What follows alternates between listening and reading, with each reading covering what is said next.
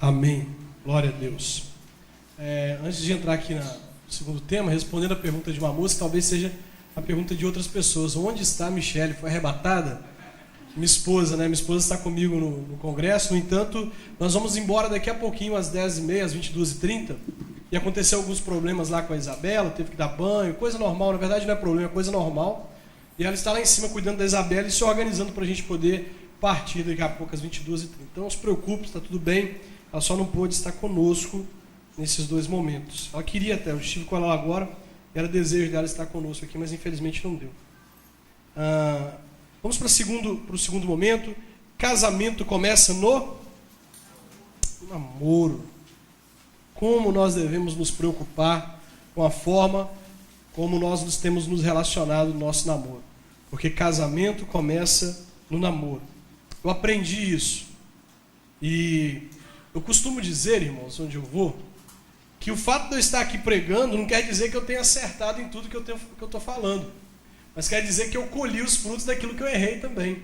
Eu estou mostrando para você que naquilo que eu errei você não deve errar. Porque em alguns momentos a gente falha, a gente não é perfeito. E eu falhei sim em algumas áreas dessa enquanto namorava. Só que o Senhor me deu graça para poder corrigir esses erros e agora para poder estar mostrando para você aqui aquilo que deve ser feito, para que você entenda também a maneira adequada para você se relacionar. O sucesso ou o fracasso de uma família é definido na fase de namoro. Casamentos abençoados são frutos de namoro que foram bênção. E muitos casamentos estão sendo destruídos por causa de sementes podres plantadas durante o tempo de namoro. Essa é a lei do plantio e da colheita, da ação e da reação. Gálatas 6,7 diz: não erreis, Deus não se deixa escarnecer. Portanto, tudo que o homem semear, isso também ceifará. Tudo que o homem plantar, certamente ele colherá. Não tem como eu plantar um pé de limão e querer colher laranja. Não tem como, a gente entende isso. Tudo aquilo que eu planto, eu colho. E no reino espiritual da mesma forma. A Bíblia até chega a dizer que existem dois reinos, dois campos para você plantar. O reino espiritual e o reino da carne. Quem planta no reino do Espírito, colhe no reino do Espírito. E quem planta no reino da carne, colhe no reino da carne. Quem planta a bênção, colhe bênção. E quem planta a maldição, só resta colher maldição. Por esse motivo, a fase de namoro deve ser levada a sério. Como eu disse ontem, fidelidade a Deus no namoro gera fidelidade de Deus no casamento. Eu quero dar alguns conselhos aqui aos que estão solteiros sozinhos e aos que estão solteiros namorando. É uma dificuldade de entender, né? Os solteiros namorando acham que estão num estado civil diferente, mas de acordo com a legislação brasileira, os estados civis são solteiro, casado, divorciado e viúvo. Se eu não me engano, entrou agora a questão do divórcio lá também, não lembro, mas antes entendia somente solteiro, casado e viúvo. E agora provavelmente entrou essa quarta situação civil. Então, eu quero falar para esses dois grupos. Quem aqui está solteiro sozinho? Só para eu saber. Não está namorando. E quem está solteiro namorando? Onde eles estão? Os solteiros namorando. Tem gente aqui que não levantou a mão nenhuma vez. Tem gente casada aqui também? Onde estão os casados? Só para eu saber. Bacana. Legal. Temos casados, solteiros e solteiros namorando. Aos solteiros, sozinhos. Não tão sozinhos, porque Deus já resolveu o problema da sua solidão enviando o Espírito Santo. Amém? O Espírito Santo é com você, então você não está tão sozinho assim. Você tem a melhor das companhias que se pode ter. Aos solteiros que têm o Espírito Santo, eu quero dizer a eles: o primeiro, ore por seu futuro cônjuge, mesmo que você ainda não o conheça. Tiago capítulo 5, verso 16 diz: a oração feita por um justo pode muito em seus efeitos. Há poder na sua oração. Amém? Amém? Se a sua oração for feita, então, de acordo com a vontade de Deus, se ela se encontrar com a vontade de Deus, tudo o que você pedir será concedido. Jesus disse isso, né? Se nós orarmos segundo a vontade do Senhor, aquilo que nós pedimos será concedido. Sobre essa questão de orar pelo futuro cônjuge, eu já oro pelo meu genro. Nem conheço, mas já oro porque eu não quero ter problema com ele. Nenhum problema. Quero que ele seja um homem de Deus, um homem abençoado, que a vida dele abençoe a vida da minha filha e que a vida da minha filha abençoe a vida dele. Que os dois possam ter propósitos iguais para cumprir aquilo que Deus tem para a vida deles. Eu oro pela minha filha desde antes dela nascer. Quando nós descobrimos que Michelle estava grávida, a gravidez era uma gravidez de risco, então aí que eu tinha que orar mesmo. Colocava as mãos sobre a barriga da Michelle e profetizava contra os laudos médicos. Eu falava, essa menina vai incendiar essa geração. Essa menina vai ser uma pessoa que vai alcançar muito mais pessoas do que o pai dela. E hoje ela está ali, com 1 ano e 1 mês já, contrariando alguns laudos médicos, dizendo que ela não deveria nascer por causa de alguns problemas. Então eu já orava pela vida da minha filha. E eu oro pela vida do meu genro. Nem sei onde ele está, não sei quem é. Algumas pessoas lá da igreja falam assim, acho que seu genro já está na igreja. Eu falo assim, se for da vontade de Deus, amém. E ainda bem que ele está na igreja. Agora eu quero que a vontade de Deus seja feita sobre a vida da minha filha. E por isso eu tenho orado. Eu não oro só pela vida sentimental dela, eu oro pela faculdade que ela vai fazer. Falo, Senhor, que os caminhos dela trilhem de acordo com a vontade do Senhor. Que ela trilhe esses caminhos e que esses caminhos sejam de acordo com a sua vontade. E tenho orado por ela. Por isso, eu tenho aconselhado os jovens a orarem por uma pessoa com quem você vai passar a vida toda, mesmo que você ainda não a conheça. Dobre os seus joelhos, ore, crie expectativas no Senhor, Fale, Senhor, eu não quero nada menos que a sua vontade. Eu não quero nada além da sua vontade, nada menos que a sua vontade. Eu quero a sua vontade. Ore. A esposa de Isaac foi resposta de uma oração. Gênesis capítulo 24, verso 12 ao verso 14 diz: E disse, ó Senhor Deus de meu senhor Abraão, dá-me hoje, peço-te, bom êxito, e usa de benevolência para com meu senhor Abraão. Eis que eu estou em pé junto à fonte, e as filhas dos homens dessa cidade vêm saindo para tirar água. Faze, pois, que a donzela a quem eu disser, abaixa o teu cântaro, peço-te, para que eu beba, e ela responder, bebe, e também darei de beber aos teus camelos, seja aquela a que designaste para o teu servo Isaque. Assim conhecerei que usaste de benevolência para com o meu Senhor. Antes de chegar em qualquer pessoa, antes de chegar na casa dos parentes de Abraão, esse homem ele pediu a Deus alguns sinais em oração. Ele orou a Deus dizendo assim, Senhor, me mostra quem é a pessoa que vai viver com o filho do meu patrão. Me mostra quem é a pessoa que eu devo levar para poder se encontrar com Isaac em Canaã e lá os dois desenvolverem um relacionamento, um namoro com propósito. Ele orou. A esposa de Isaac, ela veio de uma resposta de oração. Aquele homem orou. Eu tenho visto algumas pessoas aí que têm buscado um amor igual o Frejá, né? O Frejá tem buscado um amor. Eu busco um amor que seja bom para mim, só para ele. Eu vou procurar, eu vou até o fim. Pode ser que eu encontre uma fila de cinema, numa esquina, o negócio é só piorando, numa fila de cinema, numa esquina ou numa mesa de bar. E aí ele continua, e eu vou tratá-la bem para que ela não tenha medo quando começar a descobrir os meus segredos. Ou seja, eu vou tentar ocultar o máximo quem sou, para que depois, quando não tiver mais jeito de ocultar aquilo que eu sou, ela goste de mim. Mas o problema do Frejá é o lugar que ele está procurando o amor. Na fila de um cinema, numa esquina, numa mesa de bar. O amor da sua vida vem de uma resposta, de uma oração, amém? A pessoa com quem você vai viver a vida toda. Segundo, não aceite as propostas no caminho para o propósito. Tenha foco. Não aceite nada fora da vontade de Deus. Da mesma forma que você ora para encontrar alguém, alguém ora para encontrar você. Tenha foco. Nós precisamos ter foco, gente. Tem pessoas que elas querem alcançar muito uma coisa, porém elas são impedidas de alcançar, porque no caminho para alcançar aquilo que elas desejam, elas encontram outras propostas. E elas acabam aceitando essas outras propostas.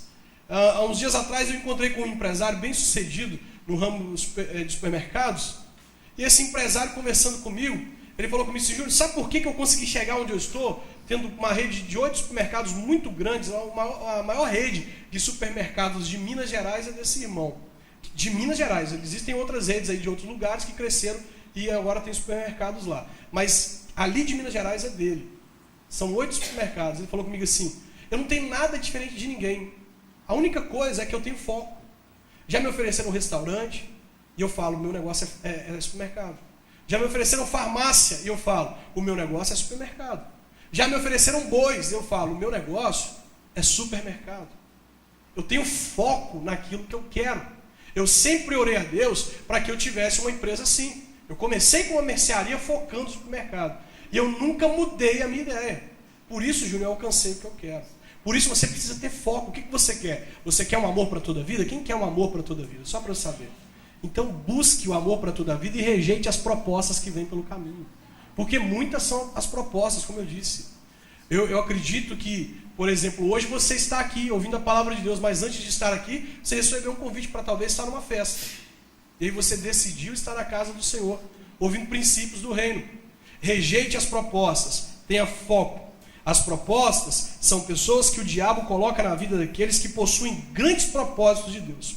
Aceitá-las é se alimentar das migalhas servidas pelo diabo, quando Deus tem um banquete. As propostas são pessoas enviadas por Satanás para atrasar a sua vida. E se você aceita essas propostas, você vai estar se alimentando das migalhas que Satanás deixa, enquanto Deus tem um banquete. Tem um pastor da Igreja Nova Vida, pastor Alexandre, da Igreja de Curicica, ele fala assim, o diabo nunca vai te oferecer uma bandeja sem antes ter noção do banquete que Deus tem preparado para você. Ou seja, antes dele te oferecer uma bandeja, ele já viu, já sabe que Deus tem um banquete preparado para você. Quando você aceita a bandeja, você se afasta do banquete. Por isso nós precisamos tomar cuidado nessa área. Não aceite as propostas no caminho para o propósito. Tenha foco. A mulher samaritana e as 5 propostas. Veja bem, Jesus encontrou com essa mulher. Nós lemos o texto na palestra anterior. Uma mulher à beira de um poço. O engraçado é que Jesus começou a falar com ela sobre sede. Só que a sede que aquela mulher possuía não era uma sede comum. Porque se a sede fosse comum, ela poderia pegar a água daquele poço, tomar aquela água e seria saciada naquele momento. Era uma sede diferente que aquela mulher possuía. A sede que ela possuía é a sede que eu tinha, a sede que talvez você tem. A sede de ser e de pertencer a alguém. Aquela mulher desejava encontrar uma pessoa que a amasse por toda a vida. E por desejar encontrar essa pessoa, ela se relacionou muitas vezes. Jesus disse para ela assim, vai buscar o seu marido, mulher.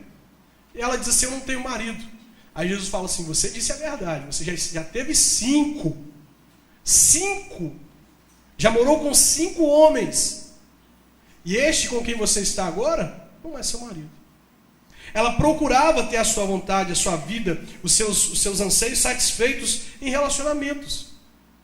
E quanto mais ela se relacionava, mais ela se feria. Ela não tinha foco naquilo que ela queria. Ela aceitava facilmente as propostas. E Deus está nos dizendo nessa noite, para a gente rejeitar as propostas e seguir em frente rumo ao propósito. Amém? Quem está comigo aqui? Glória a Deus. Eu sou meio pentecostal, irmãos. Eu não sou aquele negócio assim, de ficar fazendo aviãozinho, esses negócios não. Mas eu gosto de ouvir a igreja e falar assim, amém, glória a Deus. Então, vamos comigo aí. É porque eu acho que quando você responde, você está entendendo. Talvez essa não seja a cultura de vocês, mas eu acho que quando a pessoa fala amém, é porque está entendendo. Então vamos lá. Terceiro conselho. Aproveite o seu tempo para servir o Senhor. Gaste tempo com a obra de Deus enquanto você está solteiro. Venha mais para a igreja. Pergunte ao seu pastor em que área você precisa de alguém aqui na igreja. Ame a igreja do Senhor. Ame a obra de Deus. Gaste tempo servindo a Deus. O solteiro, diz Paulo, na primeira carta aos Coríntios, capítulo 7, verso 32. O solteiro cuida das coisas do Senhor, em como há de agradar ao Senhor. Primeira carta de Coríntios, capítulo 7, verso 34, diz assim: a diferença entre a mulher casada e a virgem, há diferença. Paulo está dizendo que existe uma diferença entre elas. A solteira cuida das coisas do Senhor, para ser santa, tanto no corpo quanto no espírito. Porém, a casada cuida das coisas do mundo, em como há de agradar ao marido. Eu devo te dizer uma coisa. Antes de me casar, meu casamento é uma bênção. Não tem problema nenhum com o meu casamento. Deus me deu graça para conciliar minhas atividades ministeriais e o meu casamento. Confesso que no início eu tive problemas para conciliar os dois. Muitos problemas. A imaturidade e outros problemas que vieram. eu estava numa luta para tentar equilibrar o meu casamento e a obra, o meu casamento e a obra. Eu fui pastor muito cedo, com 20 anos eu já era pastor. Então eu tive que tentar fazer de alguma forma, ter tempo para minha família e tempo para o ministério. Mas quando eu era solteiro, quando eu ainda não era casado, eu também tive um ministério por 3 anos com jovens. Eu pastoreava jovens, já trabalho com jovens há 8 anos. Eu tinha mais tempo, mais facilidade para poder trabalhar. Eu podia ir em lugares que hoje eu não posso. Eu podia sair de casa e ficar 30 dias fora de casa. Minha mãe sabia que estava tudo bem, porque eu conseguia falar com ela. No entanto, agora eu sou casado. Eu preciso me preocupar com a minha família. E eu digo que eu não tenho o mesmo tempo que eu tinha antes para poder cuidar da obra do Senhor. Porque eu tenho que priorizar a minha casa. Minha casa está em ordem de prioridade hoje. A Bíblia está dizendo que o casado cuida das coisas de casado. Graças a Deus eu tenho uma esposa sábia, que entende o meu ministério, que às vezes vem comigo, viaja comigo, e eu consigo equilibrar isso. Mas muitas pessoas, depois de casadas, até se afastam da igreja. Nós estamos fazendo um trabalho com os jovens casais da Igreja Nova Vida em Caratinga. Não sei se você sabe, eu sou membro da Igreja Nova Vida. E nós estamos fazendo um trabalho com os casais, com os recém-casados. Todos os casais recém-casados, jovens, se afastaram da rede de jovens. Não frequentam mais a rede de jovens. Abandonaram ministérios. Deixaram de se envolver com a igreja e agora só estão indo aos cultos de domingo. Por quê? Por causa de todo o transtorno que tem dentro do casamento. O casamento é muito bom, mas os afazeres da vida de casado às vezes impede, se a pessoa não tomar cuidado, a forma como que ela vai lidar com a obra de Deus. E nós estamos fazendo um trabalho de recuperar esses jovens, de trazer eles para se envolverem de volta com a igreja. Então você que está solteiro, cuide das coisas do Senhor, gaste o seu tempo na obra de Deus. Aí, glória a Deus, uma pessoa falou amém. Como o irmão disse aqui, como chama o irmão que ministra louvor aqui? Hã? É isso aí, eu não ouvi não, mas é esse aí mesmo nome. Davi, amém. Cadê o Davi? Está aqui? Teve que sair o Davi. Quando nós falamos sobre um tema, nós corremos o risco de voltar muitas vezes no assunto, porque são princípios. Tudo é regido por princípios. Então, por isso, mais uma vez eu vou falar sobre julgo desigual. Não namore em julgo desigual. O que é julgo desigual? Julgo desigual é o relacionamento entre pessoas que possuem propósitos, princípios e crenças diferentes. Acrescentam essa em propósitos aí depois. O texto de segunda carta aos Coríntios, capítulo 6, vou ler de novo. Não vos prendais a um julgo desigual com incrédulos, pois que sociedade tem injustiça com a injustiça? Ou que comunhão tem a luz com as trevas? Que harmonia há entre Cristo e Belial? Ou que parte tem o crente com o incrédulo? E que consenso tem o santuário de Deus com os ídolos? Pois nós somos santuários do Deus vivo. Como disse, neles habitarei, e entre eles andarei, e eu serei o seu Deus, e eles serão o meu povo. Eu, por curiosidade, decidi ler o Catecismo da Igreja Católica, um código de regras que rege a fé dos irmãos da Igreja Católica. E eu cheguei nessa parte que fala sobre relacionamentos mistos, o que nós chamamos de julgo desigual, eles chamam de relacionamentos mistos. Uma palavra diferente. Segundo eles, relacionamentos mistos é quando um católico decide se relacionar com um batizado não católico. Ou seja, um católico com um evangélico, talvez. E também relacionamento misto é quando um católico decide se relacionar com uma pessoa que não tem crença nenhuma. No fim, se eles decidirem se casar, a Igreja Católica casa. Ela aceita fazer o casamento só com uma condição. Se a parte não católica, se a parte evangélica, ou que não professa fé alguma, assine um termo de responsabilidade de educar os filhos na fé católica, de batizar os filhos na Igreja Católica e educá-los na Igreja Católica, para que eles não percam os princípios estabelecidos na Igreja Católica. A única forma de se casar lá é dessa forma, aceitando que os filhos sejam educados nos ensinamentos católicos. Eles estão, de alguma forma, tentando preservar o ensino deles. Eles estão tentando fazer com que as pessoas não se relacionem em julgo desigual, não se relacionem. E tem uma parte no catecismo que diz que por causa da grande diferença de crença, cultura e princípio, melhor que cada pessoa se case com uma pessoa que professe a mesma fé. A própria Igreja Católica diz isso. Por que eu tive que ir lá ler isso? Porque quando eu falo sobre o julgo desigual, uma pessoa que é da Igreja Católica, ela pensa que eu estou contra ela. Eu não estou contra ela. Eu estou falando a mesma coisa que o padre fala lá, ou deveria falar. Eu estou falando a mesma coisa, porque a Bíblia é que diz isso, que nós não devemos nos relacionar em julgo desigual. Então, a Igreja Católica, nessa parte, concorda comigo. Aqui nós estamos de acordo, nós não temos problema aqui não. Então, não namore em julgo desigual. Muitos casamentos estão sendo destruídos por desobediência a este princípio. Muitos casamentos. Muitos e muitos casamentos. Eu vou lançar nos próximos dias um livro chamado Namoro Idiota, Estou Fora. E esse livro eu falo o que é um namoro idiota. E sabe onde eu baseei esse livro? No relacionamento dos meus pais. Eu falei com a minha mãe, do dia meu pai falecido, não teve como falar com ele. Mas eu falei com minha mãe, mãe, seu casamento com meu pai foi fruto de um namoro idiota. E ela concordou comigo. Uma das características do namoro idiota é o namoro em julgo desigual. Minha mãe era uma serva de Deus que decidiu casar com um bonitinho do zóio verde. Um cara muito bonitinho, mas que no final afastou ela de Deus, proibiu ela de ir à igreja e fez da vida dela um inferno. Só Jesus na causa. Mas glória a Deus por isso, porque o Senhor ele sempre transforma a maldição em bênção. Ele pode fazer isso, ele tem poder para isso. Depois que meu pai faleceu, minha mãe decidiu fazer as coisas do jeito certo. Casou com um homem de Deus que a ama, que a respeita e que cuida dela. Faça as coisas do jeito certo. Não brinque nessa área. Agora alguns conselhos para aqueles que estão solteiros namorando e para aqueles que querem namorar. Tem alguém que quer namorar? Só para eu saber aqui. Tem uma pessoa, duas pessoas, três pessoas, quatro, cinco pessoas. Eu acho que os solteiros não querem namorar, não. Mas eu vou falar para essas 5 pessoas. Eu vou falar para essas 5. Você que quer namorar e ainda não está namorando. E para você que está namorando, você precisa entender isso aqui. Primeiro, permaneça puro. Diga não ao sexo e às carícias. Por quê? Gente, eu faço uma palestra sobre sexualidade e eu tento dizer vários porquês. Mas a primeira coisa que eu falo é essa. E algumas vezes eu sinto vontade de fechar a Bíblia e ir embora. Porque isso aqui basta. Eu não gosto de ficar falando porquês, sendo que esse aqui para mim já basta. Veja bem, por que eu tenho que permanecer puro, pastor? Primeira carta aos Tessalonicenses, capítulo 4, verso 3. Leiam comigo. Porque esta, a saber, que vos...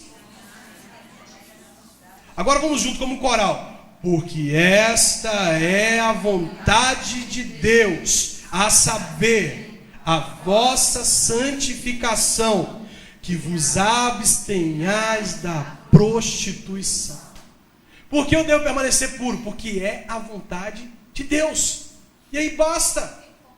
Eu não preciso de ficar procurando outros argumentos. Esta é a vontade de Deus, que eu permaneça puro. O texto continua dizendo que cada um saiba possuir o seu próprio vaso ou corpo. Domínio próprio. Saber mandar no meu corpo. Eu mando no meu corpo. Eu tenho autoridade sobre o meu corpo. O apóstolo Paulo chega a dizer, se eu não me engano, em 1 Coríntios capítulo 9, verso 27. Eu esmurro o meu próprio corpo. Eu submeto ele à escravidão. Para que depois que eu tenha anunciado o evangelho a muitos, eu mesmo não venha me perder. O apóstolo Paulo está dizendo, eu esmurro o meu corpo. Eu mostro para ele que quem manda sou eu. Como é que Paulo esmurrava o corpo? Será que ele ficava dando soco? Não. Ele submetia o corpo ao jejum, à oração, a tempo com Deus, para que ele não se perdesse. Tenha o domínio sobre o seu corpo. Não deixe que pessoas te toquem. Se alguém disser para você, se ou você vai para a cama comigo ou a gente termina o namoro, porque essa pessoa quer sexo. Ela ama o sexo, ela não ama você. Porque se ela te ama, ela te espera sem sexo. Ela aguarda até o dia do casamento. Tome cuidado nessa área. Permaneça puro. Rebeca, a esposa de Isaac, era pura. Gênesis capítulo 24, verso 16. A donzela era muito formosa à vista, ela era bonita. Só que ela não era bonita só externamente, ela era bonita por dentro, tinha caráter, ela era virgem, a quem varão nenhum havia conhecido. Ela desceu à fonte, encheu o seu cântaro e subiu. Eu tenho dito aos jovens, a maior declaração de amor que um solteiro pode oferecer a Deus é permanecer puro até o dia do casamento. E deixa eu te dizer uma coisa, pureza é diferente de virgindade. Tem muito virgem que não é puro. E tem muita pessoa que já cometeu pecado na área sexual, que decidiu santificar a sua vida e tornou-se puro porque se arrependeu. Eu me torno puro quando eu me arrependo. Primeira carta de João, Capítulo 1, verso 9 diz que no verso 7 diz que se nós dissermos que não temos pecado, nós estamos mentindo e fazendo Deus de mentiroso. Mas se nós confessarmos os nossos pecados a Deus, Ele é fiel e justo e cumprirá aquilo que nos prometeu. Ele nos purificará de toda maldade, nos limpará. Pureza é diferente de virgindade. Tem muita gente que é virgem, mas vive acessando página pornográfica na internet. Tem muita gente que é virgem, mas tem pensamentos perversos. Tem pessoas que não são também, mas tem pessoas que caíram nessa área e se arrependeram e hoje são puras. Por isso o conselho de Paulo não é só permaneçam virgens, sejam puros. Permaneçam santos, porque essa é a vontade de Deus. Segundo, fique atento aos sinais. Deu um erro aqui, não sei o que aconteceu. Ele trabalha, é bom filho, te ama e respeita. O servo de Abraão pediu um sinal. Se a moça me der água e der de beber aos meus camelos, será essa a moça que escolheste para o filho do meu patrão. De acordo com o sinal, aconteceu. Gênesis 24, versos 17 e 21. Então o servo correu ao encontro e disse: peço-te, deixa-me beber um pouco de água do seu cântaro. E ela disse: bebe, meu senhor. E apressou-se e abaixou o seu cântaro sobre a sua mão e deu-lhe de beber. E acabando ela de lhe dar de beber, disse: tirarei também água para os teus camelos, até que acabem de beber. E apressou-se e despejou o seu cântaro no bebedouro e correu outra vez ao poço para tirar água. E tirou para todos os seus camelos. E o homem estava admirado de vê-la, calando-se para saber se o Senhor havia prosperado a sua jornada ou não. Lembra que esse homem havia pedido: Senhor, me dá o sinal, que ela não me dê só de beber, mas que ela dê de beber aos meus animais também. Eu ouvi uma vez um pastor falando que um camelo ele bebe mais de 180 litros de água quando está com sede. Imagina quantas vezes essa mulher não teve que descer o cântaro até o poço para servir água aos camelos deste homem. Era uma moça disposta. E esse homem estava atento aos sinais. Viu que era uma moça trabalhadora, uma moça pura, uma moça bonita. Ele observou os sinais na vida dela. Por isso, deixa eu te dizer uma coisa: observe os sinais. Observe se a pessoa que está do teu lado te respeita. Se ela é grossa com você agora, ela corre um sério risco de continuar grossa dentro do casamento.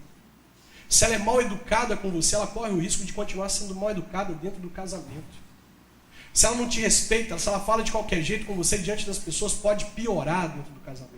Algumas pessoas dizem para mim assim: casamento melhora. E eu digo: casamento só melhora o que começou bom. O que começou ruim piora. Por isso nós precisamos nos preocupar com as pessoas com quem nós estamos nos relacionando. Observar os sinais. Observar como ele trata a mãe, como ela trata o pai. Observa, vai no quarto dela uma hora e pede ela para você abrir o guarda-roupa dela. Vai lá. Eu preguei outro dia num retiro de jovens. Semana passada eu preguei no retiro de jovens da Igreja Nova Vida em Belfor Roxo. Preguei lá. E aí me arrumaram um quarto para eu poder ficar, eu mais o irmão que viaja comigo. E imagina 2 homens dentro de um quarto, que bagunça que não é. Só que comigo não. O rapaz, eu comecei a falar com esse rapaz: deixa seu negócio arrumado aí, coloca esse negócio dentro da sua bolsa. Vai casar daqui a pouco. Eu estou ensinando ele princípios. E aí, no dia seguinte, quando eu estava perto de ir embora, eu ia pregar antes e logo após a pregação eu ia embora. Sabe o que eu fiz? Peguei o meu quarto, já estava praticamente todo organizado, coloquei tudo no lugar, no devido lugar, e chamei todos os jovens e falei assim: entra lá dentro daquele quarto. Dá uma olhada como está aquele quarto. Parece que 2 homens dormiram ali. Dá uma ida no banheiro, vê como está no banheiro, vê se tem uma cueca pendurada lá no banheiro. Vai lá e vê. Está bagunçado? Não está não. Por quê? Porque eu aprendi que eu devo ser organizado. Sabe por que eu aprendi isso? Porque a minha esposa odeia bagunça. Ela odeia bagunça. Então, se você odeia bagunça, vai lá no quarto dele, dela. Vê como que fica lá, se a coberta está, se a toalha está sobre a cama. Vai lá no banheiro que ele usa, vê o que está pendurado lá no negocinho do chuveiro. Vai lá. Vê como que é. Eu lembro que antes de casar, quando eu era solteiro, eu fui muito mal ensinado pela minha mãe. Eu chegava dentro de casa, a primeira coisa que eu fazia era arrancar o sapato, o tênis e deixar na porta. Aí arrancava a blusa e deixava na sala. E aí continuava andando pro meu quarto no corredor, já deixava a calça e já entrava dentro do quarto só de cueca. Tava tudo pelo caminho. Sabe o que minha mãe vinha fazendo? Pegando meu tênis, pegando minha calça, pegando minha blusa e guardando. Quando eu cheguei dentro do meu casamento, cheguei do trabalho, e aí cheguei, primeira vez em casa depois do trabalho, cheguei na porta, fui entrando, tirei a blusa, joguei num canto, tirei a calça, joguei no outro, fui pro quarto. Daqui a pouco a Michele, sua mãe não está aqui não, você vai lá e junta a sua bagunça.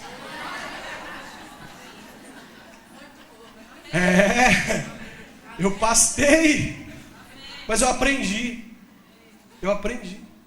Então preste atenção, observe os sinais. Observe os sinais. Se você tem visto nele ou nela um comportamento que você não aceita, resolve isso hoje. Não deixa para amanhã não. Porque esse comportamento pode destruir um casamento. E casamento é uma vez só para a vida toda. É uma vez só para a vida toda. Terceiro, conheça bem a pessoa com quem você vai viver a vida toda. O meu povo está sendo destruído porque lhes faltou o... Está falando sobre outro assunto, mas eu acredito que aplica também a todas as áreas. Sem conhecimento a gente está perdido. A gente, por não conhecer, muitas pessoas morrem. Eu ouvi outro dia, aqui no Rio de Janeiro tem um lugar que chama Favela do João, um negócio assim, Vila do João. Eu ouvi dizer que um dia um rapaz ligou o GPS dele e teve que passar por dentro dessa vila no GPS, dirigindo um carro. Na hora que ele passou, ele foi fuzilado. Morreu. Por quê? Porque não conhecia que aquele lugar era um lugar perigoso. Estou certo? Lá é um lugar perigoso, é isso? Morreu por quê? Faltou-lhe o conhecimento. E é isso que tem acontecido. Aquela mulher que matou o marido, ele morreu porque faltou o conhecimento. Ele não sabia que aquela mulher era daquele jeito. A namorada do Bruno não sabia que ele era daquele jeito. Gente, nós precisamos nos preocupar com isso. Tem muito jovem morrendo muito cedo por causa de relacionamento. E eu tenho certeza que talvez você conheça 1, 2 ou 3 que já morreram por causa disso. O namorado matou porque estava com ciúme. A namorada mandou matar porque estava com ciúme. Terminou o namoro e mandou matar porque não queria ver o outro com ninguém mais. Nós precisamos nos preocupar com isso. Tomar cuidado com essa área aqui. Conheça a pessoa, saiba quem ela é. A quarta coisa, desenvolva o hábito de orar e ler a Bíblia junto. Casal que ora junto, permanece junto. Eclesiastes capítulo 4, verso 9. Melhor é serem 2 do que 1, porque tem melhor paga do seu trabalho. Pois se caírem, um levantará o seu companheiro. Mas ai do que estiver só, pois caindo, não haverá outro que o levante. Também se 2 dormirem juntos, eles se aquentarão. Mas se for um só, como se aquentará? E se alguém quiser prevalecer contra um, os 2 lhes resistirão. E o cordão de 3 dobras não se quebra tão depressa. Você viu que o texto está dizendo sobre melhor é serem 2? Começa dizendo melhor é serem 2. E no final fala de 3. Melhor é serem 2. Mas o cordão de 3 dobras não se rebenta facilmente. Quem seria essa terceira pessoa? Deus. Chame a presença do Senhor para o seu relacionamento. Coloque Deus dentro do seu relacionamento. Uma coisa que eu tenho dito, não chame de santo aquilo que não tem atitudes de santidade. Se no seu namoro você não lê a Bíblia e não ora, não chama ele de santo não, porque ele não é santo. Santo é aquilo que tem atitude de santidade. Pergunto, quantas vezes você já beijou seu namorado essa semana? Umas 5 até hoje? Quantas vezes vocês leram a Bíblia? Quantas vezes vocês oraram? Ah não, pastor, essas coisas não são práticas normais de namorados. Realmente não são. Mas são práticas que Deus abençoa. São práticas que Deus olha com bons olhos. Desenvolva o hábito de ler a Bíblia e orar juntos. Quinto, não namore por namorar. Foque o casamento. Namoro cristão tem que ter como propósito o altar. Todo namoro entre 2 cristãos tem que ter como propósito o altar. Não importa se em algum momento desse relacionamento, se os 2 namorando, em algum momento descubram que não tem jeito. Pode ser que vocês comecem a namorar e daqui a 6 meses descubram, não tem jeito de nós pensarmos em casamento, porque ele não vai ser a pessoa que eu quero, não vai me agradar, nós vamos ter problemas dentro do casamento. Porque namoro é justamente para isso, para você conhecer o outro, para você saber quem o outro é. É uma fase de decisão. Eu estou com ele, mas eu não sou dele. Pode ser que um dia eu case, nós nos casamos e pronto, aí eu sou dele e ele é meu. Mas enquanto isso, eu estou conhecendo, sabendo quem é, para pensar em decidir para um casamento. Mas o foco deve ser o casamento. Nenhum jovem cristão deve começar um namoro sem pensar nisso. Por isso eu tenho dito, você está preparado para casar? Então não comece a namorar se você não está preparado. Porque o namoro tem que ter o foco. E o foco é o casamento. Último, nunca ame o seu namorado ou namorada mais do que você ama a Deus. Tome cuidado com o trono do seu coração. Marcos capítulo 12, verso 30 diz: amarás, pois, ao Senhor teu Deus de todo o teu coração, e de toda a tua alma, e de todo o teu entendimento, e de todas as tuas forças. Este é o primeiro mandamento. Nunca ame ninguém mais do que você ama a Deus. Se Deus não for o primeiro na sua vida, Ele está longe da sua vida. Ele não aceita outro lugar que não seja o primeiro. Ou Ele é o primeiro no seu coração, ou Ele não é. Eu e a Michelle fomos tentados a deixar Deus em segundo lugar. Como? Quando nós começamos a namorar e eu comecei a querer outras coisas com ela. Eu fui tentado a colocar Deus em segundo lugar. No entanto, eu entendi que Deus deveria ser o primeiro. E eu digo que alguns jovens colocam Deus em segundo lugar quando eles, entendendo o que a palavra diz sobre o sexo, jovens cristãos entendem o que a palavra de Deus diz sobre o sexo, ainda assim eles decidem ir para a cama com o namorado, mesmo sabendo o que a Bíblia diz.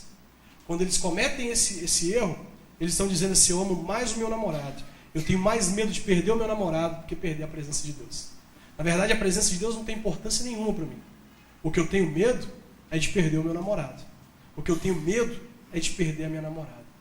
Você pode fechar os seus olhos por um instante? Se você aplicar esses princípios, eles serão como sementes. Você estará plantando hoje para colher amanhã. Eu não sei quantos estão aqui neste lugar e querem um amor para a vida toda. Este é o foco de um cristão. Ter alguém para conviver, para compartilhar os sonhos, os segredos, as alegrias, as tristezas, o cobertor. Este deve ser o sonho de um cristão. Talvez você não sonhe mais com isso por causa das frustrações. Talvez você anda tão machucado, tão ferido, que você desistiu disso. E você diz, como alguns dizem: não há mais esperança para mim. Mas hoje o Senhor quer renovar a sua fé e a sua esperança. E o Senhor quer dizer: deseje um amor para a vida toda. A menos que você tenha o dom de permanecer solteiro para o resto da vida e investir tempo na obra de Deus. Mas caso você queira um amor para a vida toda, você deve buscar Ele hoje no altar do Senhor. Dizer para Deus: Deus, eu quero algo que venha do Senhor. Dizer para o Senhor: Deus, me fortaleça para eu rejeitar as propostas e seguir em direção ao propósito. Eu queria orar por jovens que querem um amor para toda a vida, mas que querem um amor segundo a vontade de Deus. Você pode sair do seu lugar e vir aqui no altar para eu orar por você? Aqueles que querem um amor para a vida toda, vamos sair logo do lugar, aqueles que querem, vamos lá. Quem quer um amor para a vida toda, mas que não quer nada que não venha da vontade de Deus? Só quero orar por esses. Só por esse. Eu estou namorando, pastor, mas e aí? Você quer que esse namoro seja um amor para a vida toda? Venha para o altar dizer para Deus: Deus, se é da vontade do Senhor, eu quero que esse namoro seja para a vida toda. Quero que nós possamos permanecer juntos para sempre. Você que está com a sua fé hoje assim meio balançada, não está acreditando mais nisso, vem aqui à frente. Fale com o Senhor: Deus, se o Senhor tem isso para mim, cumpre isso na minha vida. Cumpre isso na minha vida. Vem dizer isso para Deus. Abra o seu coração para o Senhor. Fale com Deus: Deus, eu não quero nada menos que a tua vontade. Eu quero ver os seus propósitos se cumprindo na minha vida. Eu quero, Deus, desfrutar do melhor do Senhor. Fale com Deus. Fale com o Senhor. Que seja simples a sua oração, mas que ela seja elevada agora, que a sua voz flua e que a sua oração alcance o céu. Fale com Deus: Deus, eu quero alguém para eu dividir o cobertor. Conforme a tua palavra diz, dois podem se esquentar, se aquecer. Se um cair, o outro pode levantar. Fale com Deus sobre o seu desejo. Fale com Deus sobre todas as propostas que você rejeitou até hoje. Fale com Ele: Senhor, eu já rejeitei tantas propostas. Fale com ele: eu continuarei rejeitando, Deus, enquanto eu não ver a vontade do Senhor, enquanto eu não souber que é da vontade do Senhor. Fale com o Senhor, abra o seu coração para Ele. Fale com Deus: Deus, em algum momento, Deus, eu até desconfiei que isso não fosse possível. Eu achei, Deus, que nunca conseguiria isso. Mas hoje eu estou no seu altar, Deus, dizendo que eu renovo a minha esperança no Senhor, dizendo que eu acredito que o Senhor pode fazer todas as coisas. Todas as coisas. Todas as coisas. Fale com Deus. Fale com o Senhor. Vou chamar o pastor. Pode tirar foto, pastor, depois o senhor vem. Fale com o Senhor. Oh, Deus, nós te glorificamos, Pai. Nós te glorificamos. Nós te glorificamos, Pai. Vou pedir o pastor para orar por você, o pastor desta igreja. Eu acredito na unção de Deus sobre a vida dele. Aqueles que são ovelhas aqui devem acreditar também. E se você é de outra igreja, creia que a oração do justo tem poder. A oração do justo pode muito em seus efeitos. Você pode colocar a mão sobre o seu coração? Coloque a mão sobre o seu coração. O pastor vai orar pela sua expectativa. Esses jovens pastores estão dizendo que têm expectativa de que vão viver um amor para a vida toda. Se essa for a vontade de Deus. E eu creio, porque Deus disse: não é bom que o homem viva só. Deus diz isso sobre a nossa solidão. O Salmo 68 diz que Ele faz com que os solitários habitem em família. Sua solidão tem fim no Senhor, em nome de Jesus. O pastor vai orar por você. Receba essa oração em nome de Jesus. Senhor, eu quero te pedir um milagre essa noite, Pai. O milagre da transformação desses corações, meu Deus. Da transformação desse entendimento de cada um dos teus filhos aqui, que chegaram aqui à frente querendo realmente esse amor para toda a vida. Que isso seja algo verdadeiro no coração de cada um, Pai. Meu Deus, tira toda distração, tira tudo aquilo que quer afastar esses jovens da tua presença, que não fique apenas no momento de emoção, mas que seja uma verdade, Pai, no coração implantada, que sirva, Deus, para nortear a vida de cada um deles a partir de agora. Que os alvos sejam diferentes, Pai, que os objetivos da vida possam mudar, que sejam alvos de Deus para cada um. Que esse amor para a vida toda que eles querem, estão aqui clamando ao Senhor, seja pelo Senhor concedido. Mas se eles buscarem realmente isso para as suas vidas, Pai, com verdade, com sinceridade, com integridade. Deus, chega de falsidade, Pai. Chega de engano na vida da juventude. Chega, Senhor, de fantasias, Pai. Mas que seja de verdade. Um amor sincero no coração, em primeiro lugar, pelo Senhor. Para que depois, ó Deus, essa pessoa que o Senhor tem preparado para cada um deles possa chegar, Deus, conduzida pelo Senhor, para que casamentos aqui sejam para toda a vida, Pai. Que cada um desses jovens possa buscar no Senhor uma pessoa, um cônjuge, Senhor, que seja para a vida toda. Que nada venha separar aquilo que o Senhor uniu. Que as diferenças caiam por terra, meu Deus, mas que o Senhor encontre corações gratos e sinceros, Pai. O que nos falta hoje, meu Deus, é essa sinceridade, Pai. É esse Espírito do Senhor sobre a nossa vida transformando. E é isso que eu te peço essa noite. Transforma os teus filhos aqui. Transforma os corações, as mentes, Pai. Para que, meu Deus, as preferências possam mudar. Que de fato seja o Senhor a prioridade do coração de cada um dos teus filhos, Deus. Tira, Senhor, tudo aquilo que se coloca entre o Senhor e eles. Tudo aquilo que o mundo tem oferecido, tem sido tantas coisas, Pai. Tantas fantasias o mundo tem dado, tanto glamour, meu Deus. Tanta coisa para ser colocada, para ser vista pelas pessoas, mas tão pouco conteúdo no coração. Eu te peço, meu Deus, que cada um desses jovens encontre o amor para a vida toda, se eles te buscarem em primeiro lugar. Tua palavra diz que tudo aquilo que nós necessitamos será acrescentado. E cada um de nós tem essa necessidade de um amor para a vida toda. Que eles encontrem na mesma medida em que te buscam. Abençoa esses jovens, toca nos seus corações, toca nas suas mentes, Pai. Muda, transforma as suas vidas. Em nome de Jesus, é a oração que fazemos. Em nome de Jesus. Amém. Deus te abençoe. Amém? Pode voltar para o seu lugar. Pode ficar aqui, pastor. Já vou retornar a palavra agora. Glória a Deus.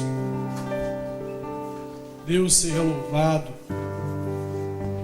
Você pode aplaudir o Senhor? Aplauda o Senhor.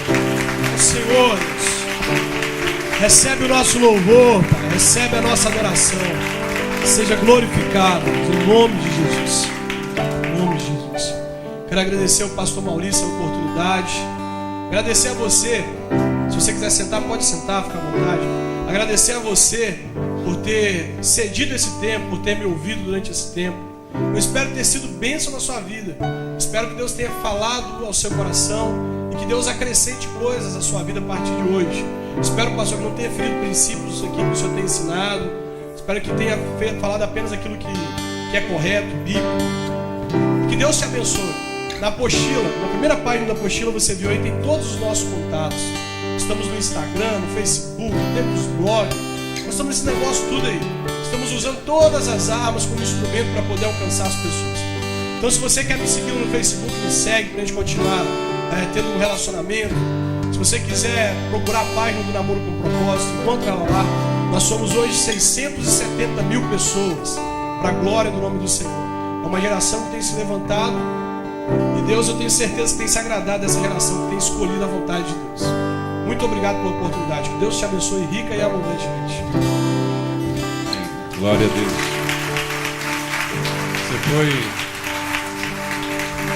Você foi abençoado por Deus, pela palavra, pelo pastor. Então vamos abençoá-lo também. Estenda a sua mão, vamos orar. Te agradecer a Deus pela vida dele, da Michele, da Isabela, essa família abençoada. Deus, muito obrigado por ter trazido teu filho até aqui, por eles ter estado conosco esses dias, Pai, e ter falado, ter sido usado pelo Senhor. Te agradecemos, Deus, pelas bênçãos que recebemos, e agora queremos retribuir de alguma maneira teu filho, Pai, rogando ao Senhor que o Senhor possa tocá-lo cada vez mais, ungí-lo cada vez mais e cuidar dele, Pai, cuidar da sua família, dar esse crescimento saudável na tua presença, Pai, a filha dele, Deus, sua esposa. Deus, acompanha ele por onde ele andar, nas igrejas que ele ainda vai ministrar, nos lugares onde ele for ainda, Senhor, que ele vá contigo com a tua unção, com a tua presença, o teu poder, o teu Espírito, Pai. E agora, daqui a pouco, ele estará pegando esse ônibus de volta a Caratinga. O Senhor possa guardá-lo nessa viagem. E leve-o em paz, Senhor, para que ele chegue amanhã lá na sua igreja, esteja lá também com os irmãos, e aonde ele estiver, tua bênção o acompanhe. É esse o desejo sincero do nosso coração, pedindo ao Senhor que o abençoe, em nome de Jesus. Amém. Graças a Deus. Amém. Deus abençoe você. Obrigado, pastor. Amém. Amém. Nós vamos louvar o Senhor. Depois que o louvor terminar, os irmãos vão estar distribuindo aí uma lembrancinha que os irmãos fizeram, os jovens fizeram aí com muito carinho para você, uma lembrança. E terminando, a cantina ainda vai estar aberta lá em cima. Se você ainda quiser comer alguma coisa, ter comunhão, conversar, procurar, o pastor está ali ainda também, você pode procurá-lo. Mas durante o louvor, essa lembrança será distribuída e depois a cantina. E aí estamos despedidos em nome de Jesus. Amém. Grande é o Senhor e muito digno de louvor. Na cidade do nosso Deus, o santo monte, a alegria de toda a terra.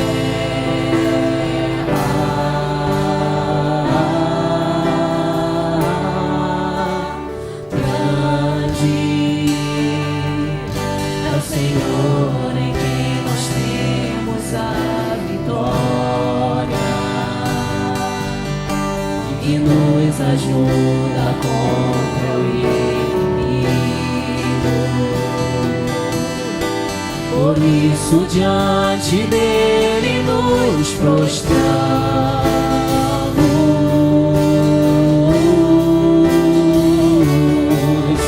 Queremos o teu nome engrandecer e agradecer-te por tua vidas, confiamos em teu infinito amor. Pois só tu és o Deus eterno sobre toda a terra e céu.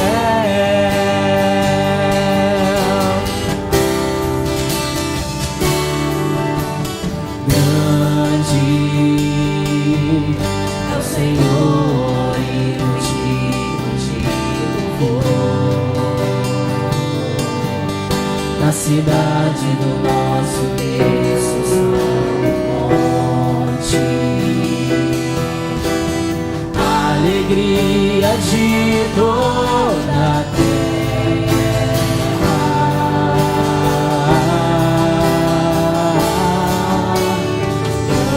Grande é o Senhor em quem nós temos a vitória, e que nos ajuda contra o inimigo. Por isso diante dele nos prostramos.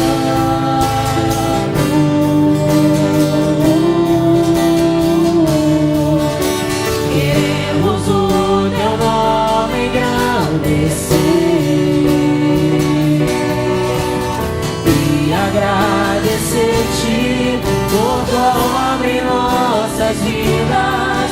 Confiamos em teu infinito amor, pois só tu és o Deus eterno sobre toda a terra e céu.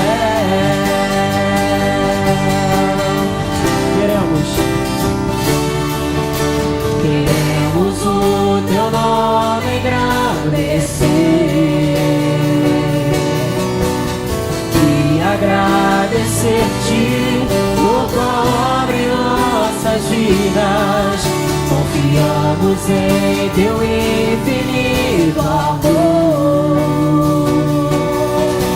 pois só tu és o Deus eterno sobre toda a terra e céu.